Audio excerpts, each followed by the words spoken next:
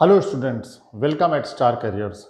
Today we are going to study measurement of national income और इसमें जो है दो मेथड एक्सपेंडिचर मेथड आज हम पढ़ रहे हैं।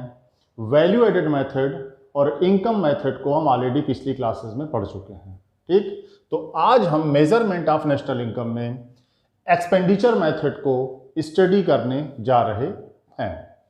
तो कहता है कि factor income earned bye factors of production is spent in the form of expenditure on purchase of goods and services produced by firm. जो पैसे हम फैक्टर इनकम के माध्यम से फैक्टर ऑफ प्रोडक्शन में मदद कर कमाते हैं, अर्न करते हैं, उस कमाई गई धनराशि को, रकम को, फिगर को, अमाउंट को हम खर्च करते हैं, एक्सपेंस करते हैं उन्हीं चीज़ों पर जिनका प्रोडक्शन फर्म करती है, वो मार्केट में बिकने के लिए आता है। तो इस प्रकार से कहता है फैक्टर इनकम जो अर्न करते हैं बाय फैक्टर ऑफ प्रोडक्शन से, फिर उसी को जो प्रोड्यूस्ड गुड्स और सर्विसेज है बाय फर्म जो है उस पे हम हाउस होल्ड्स लोग जो है खर्च करते हैं। इसमें कुछ बातें हैं। कहता है this method measures national income as sum total of final expenditure incurred by households, business firms, government and foreigners। तो जो लोग सारे लोग जो है हाउसहोल्ड्स, बिजनेस फर्म्स, गवर्नमेंट और फॉरेनर्स जो खर्च करते हैं उसको हम इसमें ऐड करते हैं। कहता है दूसरा कहता है कि this total final expenditure is equal to gross domestic product at market price, GDP MP. मतलब कि जो final expenditure is equal to GDP MP. तीसरी बात इसमें है कि this method is also known, इसको एक और नाम से जानते हैं, जिसे कहते हैं इनकम डिस्पोजेबल मेथड, क्योंकि जो हमने इनकम कमाई वही हम खर्च कर रहे हैं, तो इसे एक्सपेंडिचर मेथड को इनकम डिस्पोजेबल मेथड के नाम से भी हम जानते हैं। अब हम इसके बाद आते हैं कि जो एक्सपेंडिचर मेथड में कंपोनेंट्स क्या हैं। तो हेडिंग हमारी है components of final expenditure. Final expenditures के कंपोनेंट्स क्या हैं? 4 कंपोनेंट्स हैं। पहला है PFCE, private final consumption expenditure. फिर दूसरा है GFCE, government final consumption expenditure. तीसरा है जीडीसीएफ, कहते हैं gross domestic capital formation, GDCF, gross domestic capital formation. और जो चौथा आता है वो कंपोनेंट नेट एक्सपोर्ट्स। तो एक्सपोर्ट्स माइनस इंपोर्ट्स का में जो निकलता है उसे नेट एक्सपोर्ट्स कहते हैं। तो ये 4 कंपोनेंट्स हैं। अब इसको हम एक एक करके पढ़ते हैं। पहला है आपका, जैसा हमने बताया, पीएफसीई, कहते हैं कि प्राइवेट फाइनल कंजम्पशन एक्सपेंडिचर। कहता है it refers to expenditure incurred by households and private non profit institutions serving household on all types of consumer goods, that is durable goods except houses, घर को छोड़ के, मकान को छोड़ के, सेमी ड्यूरेबल गुड्स और सर्विसेज। इस प्रकार से कहता है कि प्राइवेट फाइनल कंजम्पशन एक्सपेंडिचर में जो है incurred expenditure incurred by households and private non profit institutions serving households on all types of consumer goods, that is कहते हैं durable goods except houses, non durable goods और फिर services. इस प्रकार से PFCE private final consumption expenditure में is equal to households final consumption expenditure plus private non profit institutions serving households final consumption expenditure, दोनों को जोड़ेंगे तो हमको पीएफसीई मिल जाएगा। इसमें एक बात और ध्यान दें कि इसमें जो इंक्लूड होता है पीएफसीई में, कहते हैं expenditures incurred by normal residents, चाहे वो देश के अंदर चाहे वो देश के बाहर विदेश में, वेदर इन कंट्री या आउट ऑफ कंट्री करें, वो सारे जो है इसमें जोड़ लिए जाते हैं। So any expenditure incurred by residents during their foreign tour travels will be added in PFC. तो कोई भी अगर आदमी यहाँ का रेजिडेंट बाहर टूर ट्रेवल्स में जाता है, वहाँ खर्च करता है, तो उसको भी ऐड कर लेंगे। किंतु एक बात ध्यान देने की है कि जो बाहरी लोग, जो फॉरेनर्स खर्च करेंगे, कहता है हमारे यहाँ however any expenditure incurred bye non residents, जो नॉन रेजिडेंट्स खर्च करते हैं foreign visitor in the domestic territory में, उनको डिडक्ट कर देंगे। क्यों? क्योंकि उनका बाहरी का है। तो अपना जो हम बाहर जाएंगे उसको तो हम जोड़ लेंगे पीएफसी में, किंतु बाहरी जो यहाँ आके खर्च करेंगे उसको हम माइनस कर देंगे, डिडक्ट कर देंगे।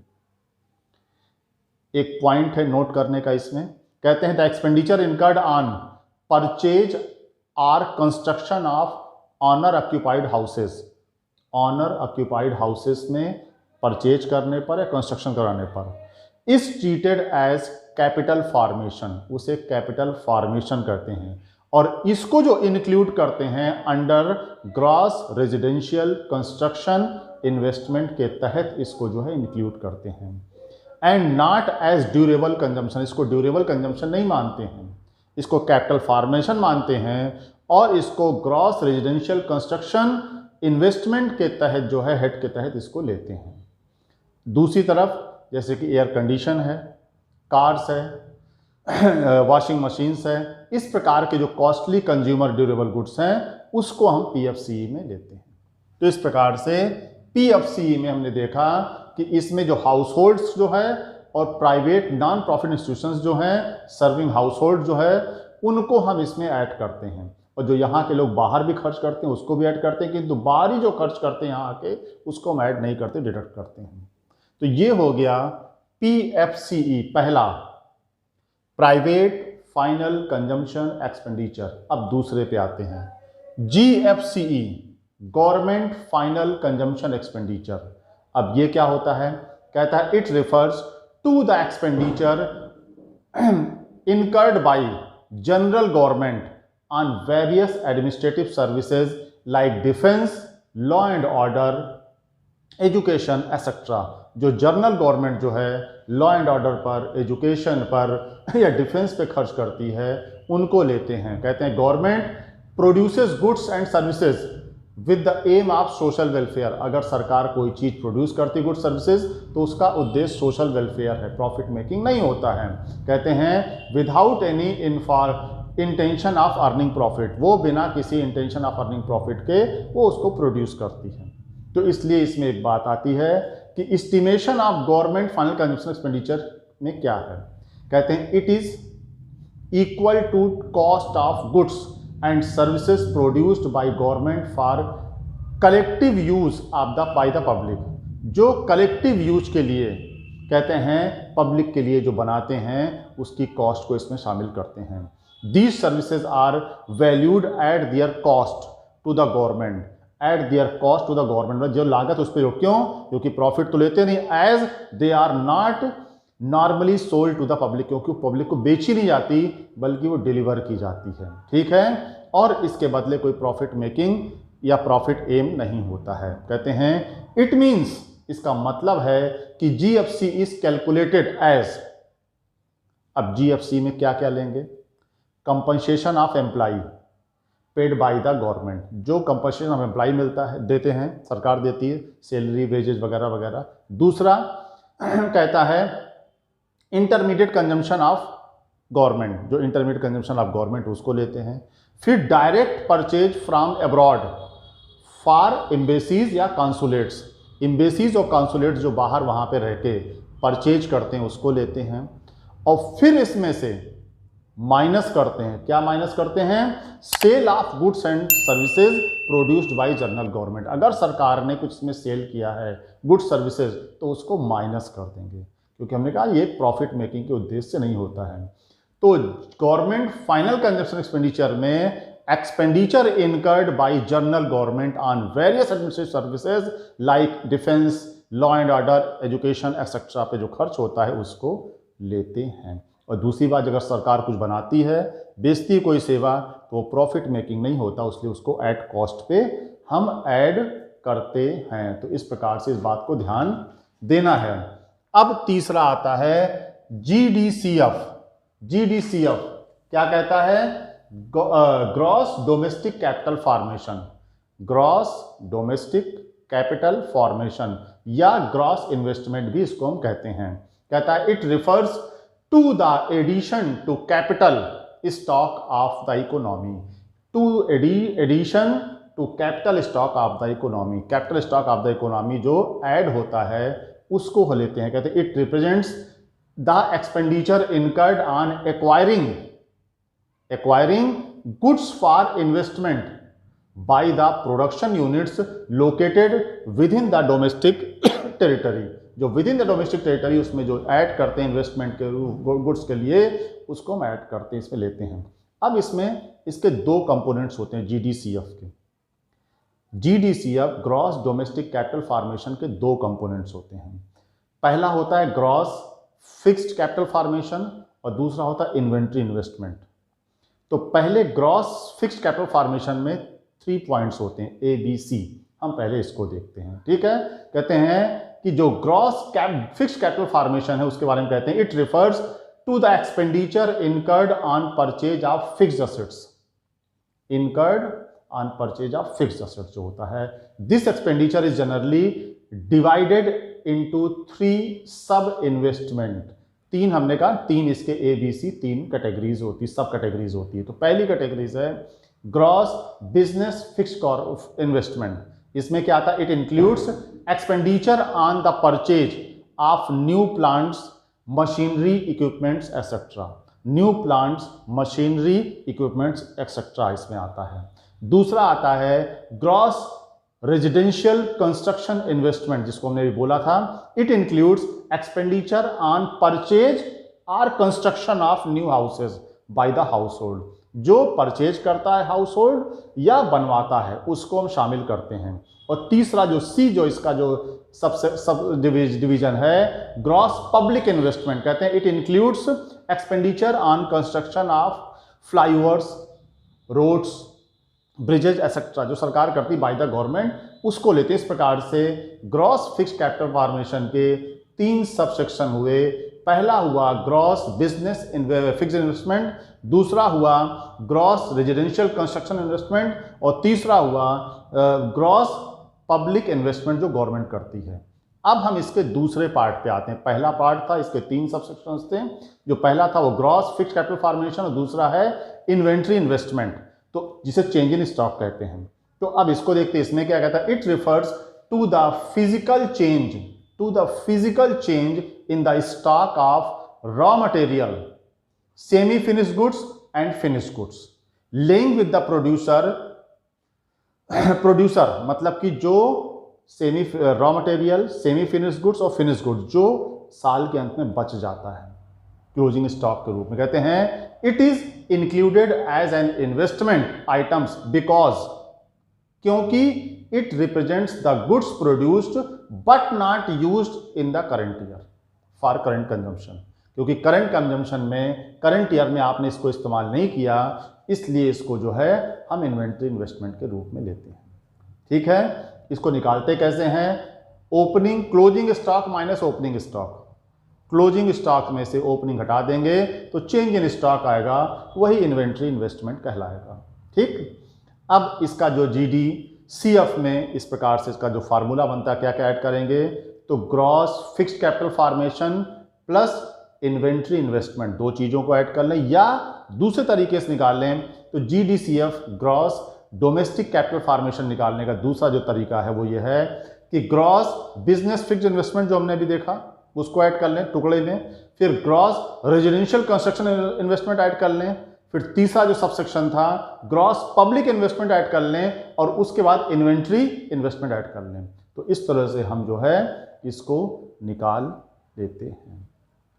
ठीक, इसका चार्ट देख लीजिए जो आ गया चार्ट करके, क्या कहता है, वही जो चीज़ है ग्रॉस डोमेस्टिक कैपिटल फॉर्मेशन या ग्रॉस इन्वेस्टमेंट, उसके 2 पार्ट किए गए, ग्रॉस फिक्स्ड कैपिटल फॉर्मेशन और फिर दूसरा है इन्वेंट्री इन्वेस्टमेंट जिस चेंज स्टॉक है।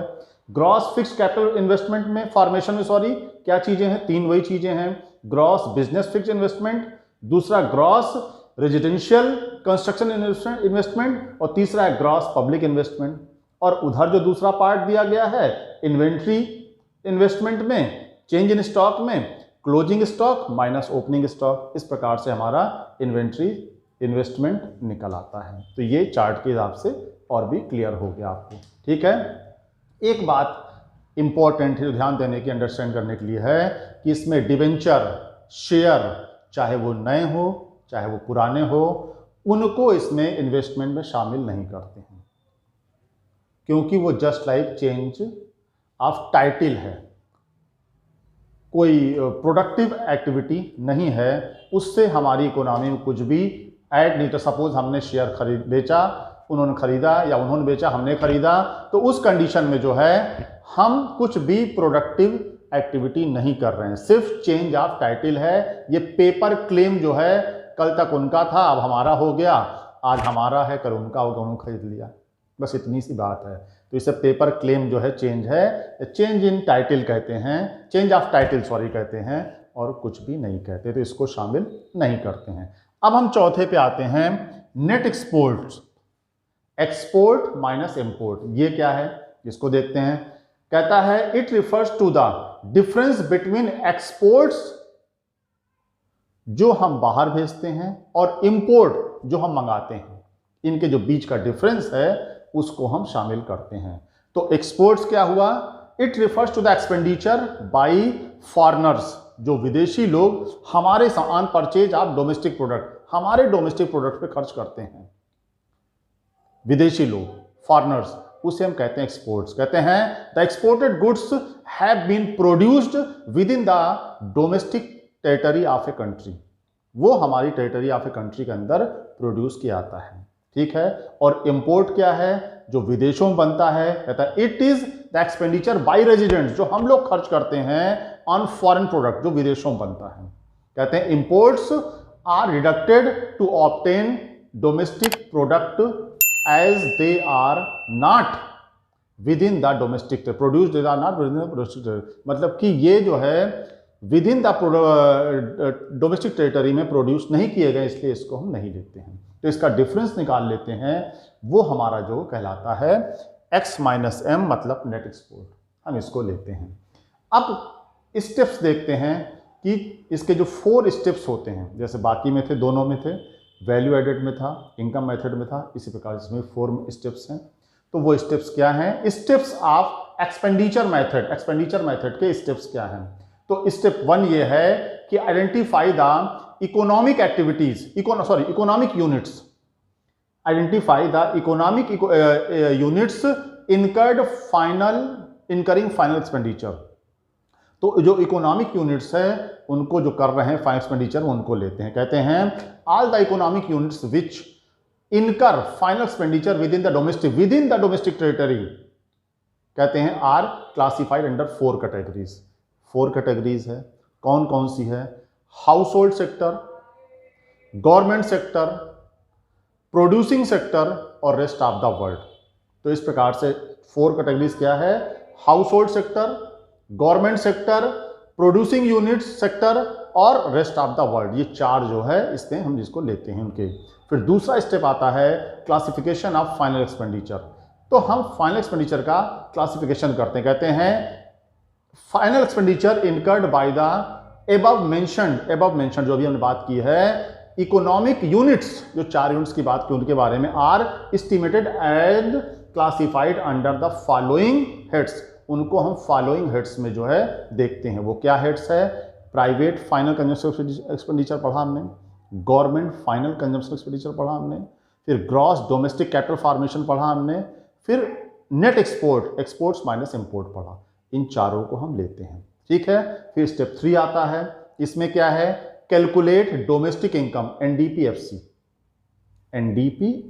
Net domestic product at factor cost को कैलकुलेट करते हैं। तो इन 22 स्टेप्स सब्सट्रैक्टिंग, घटाने के बाद द अमाउंट ऑफ डिप्रिसिएशन और नेट इनडायरेक्ट टैक्सेस, जब दोनों को हम जीडीपी एमपी में घटाते हैं तो हमको मिलता है एनडीपीएफसी। तो NDPFC equal to GDP MP minus depreciation minus net indirect taxes NIT. तो हमको मिल जाएगा NDPFC, net domestic product at factor cost, जिसे हम डोमेस्टिक इनकम कहते हैं।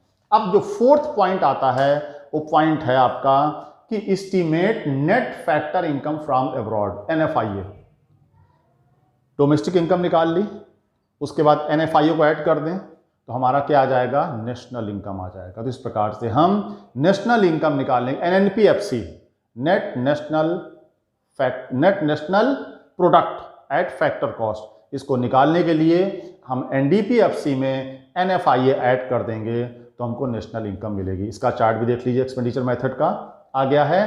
कहते हैं प्राइवेट फाइनल कंजम्पशन एक्सपेंडिचर, उसमें ऐड किया गवर्नमेंट फाइनल कंजम्पशन एक्सपेंडिचर, फिर तीसरा ग्रॉस डोमेस्टिक कैपिटल फॉर्मेशन, फिर तीसरा नेट एक्सपोर्ट। तो हमको जोड़ा तो क्या मिल गया, gross domestic product at market price, GDP MP मिल गया। उसमें से हमने डिप्रिसिएशन और net NIT, net indirect taxes को माइनस किया तो हमको मिल गया डोमेस्टिक इनकम, NDPFC मिल गया। अब क्या किया हमने, उसमें NFIA को ऐड कर दिया तो नेशनल इनकम मिल गई। इस प्रकार से इस चार्ट से भी सारी चीज़ें अच्छे से क्लियर हो रही हैं। अब लास्ट में आज हम देखते हैं, इसके बारे में देखते हैं प्रिकॉशंस, जैसे कि वैल्यू एडेड मेथड प्रिकॉशंस था, इसमें भी कुछ प्रिकॉशंस हैं, इसको भी देखना पड़ेगा। तो प्रिकॉशंस ऑफ एक्सपेंडिचर मेथड, क्या प्रिकॉशंस लिए जाने चाहिए। नंबर 1 है कि expenditure on intermediate goods will not be included in the national income. सही बात है, इंटरमीडिएट गुड्स का जो है रेट जो है, वैल्यू जो है, हम ऐड नहीं करेंगे। क्यों? क्योंकि वो ऑलरेडी फाइनल गुड्स में ऐड है। तो अगर हम फिर से ऐड करेंगे तो डबल काउंटिंग की प्रॉब्लम आ जाएगी। तो पहली प्रिकॉशन हमको लेनी है कि इंटरमीडिएट गुड्स को जो है हमको ऐड नहीं करना। दूसरा क्या है, transfer payments are not included. पहली बात हो चुकी कि वो फैक्टर इनकम मिलेंगे, ट्रांसफर पेमेंट्स को हम इसमें शामिल नहीं करेंगे क्योंकि वो कोई भी प्रोडक्टिव एक्टिविटीज नहीं है। तीसरा जो है, purchase of second hand goods will not be included. जो सेकेंड हैंड गुड्स जो ऑलरेडी पिछले फाइनेंशियल ईयर में बना और बिका था, जिसका ओरिजिनल प्रोडक्शन और सेल हो चुकी थी, हम उसको फिर से नहीं लेंगे। हाँ, उस पर आने वाला कोई ब्रोकरेज है, कोई कमीशन है, उसको हम शामिल करते हैं, उसको हम फैक्टर्स सर्विस के तहत जो है, एक्टिविटीज के तहत हम लेते हैं। और उसके बाद जो चौथा आता है, परचेज ऑफ फाइनल असेट्स, मतलब शेयर, बॉन्ड, डिवेंचर्स, जो हमने बात कही कि इनका जो है परचेज जो है वो इसको हम शामिल नहीं करते हैं। कोई कहते हैं will not be included as such transactions do not contribute to current flow of goods and services. These financial assets are mere paper claims, and कहता है involve A change of title only. हमने कहा ना, मेरा bond, मेरा share उनका हो गया, उनका मेरा हो गया, इससे कोई प्रोडक्टिव एक्टिविटीज नहीं, कुछ नहीं हुआ।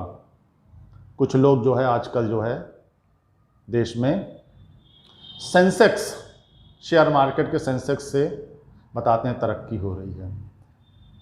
GDP से हम कैलकुलेट करते थे, मेज़र करते थे देश की विकास दर या विकास को करते थे। आजकल लोग शेयर मार्केट के सेंसेक्स और निफ्टी से बताते हैं कि देश तरक्की कर रहा है।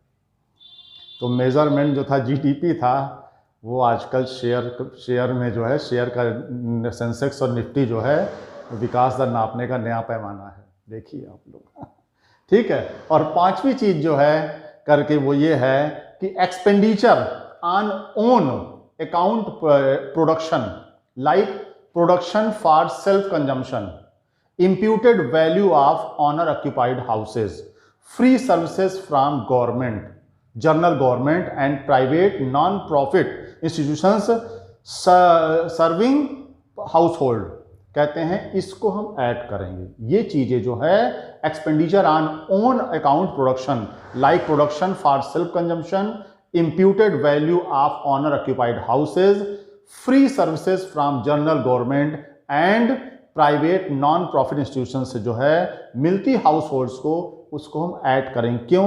क्योंकि ये प्रोडक्टिव सर्विसेज हैं। तो इस प्रकार से आज हमने पढ़ा एक्सपेंडिचर मेथड, जो तीसरा था, पहला था वैल्यू एडेड मेथड, दूसरा इनकम मेथड, तीसरा हमने एक्सपेंडिचर मेथड पढ़ा। इस प्रकार से मेजरमेंट ऑफ नेशनल इनकम के जो तीनों मेजर करने के तरीके हैं, सेंसेक्स और निफ्टी नहीं है, ध्यान रखना, शेयर मार्केट नहीं।